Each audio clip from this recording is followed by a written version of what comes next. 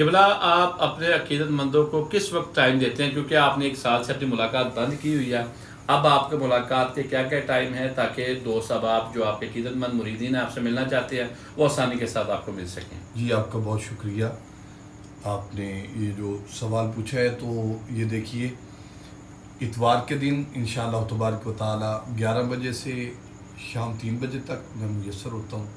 ایسے ہی منگل کے دن 12 بجے سے لے کر میں 2 بجے تک میسر ہوتا ہوں. ٹھیک. اور جو رہی بات دم کی اور دوسرے معاملات کی، کوئی بھی دنیا کے مسائل ہوں تو اس کے لیے آپ کو فجر کے وقت آنا پڑے گا. فجر کی نماز آپ نے میری مسجد میں آ کر میرے پیچھے ادا کرنی ہے. ٹھیک ہے.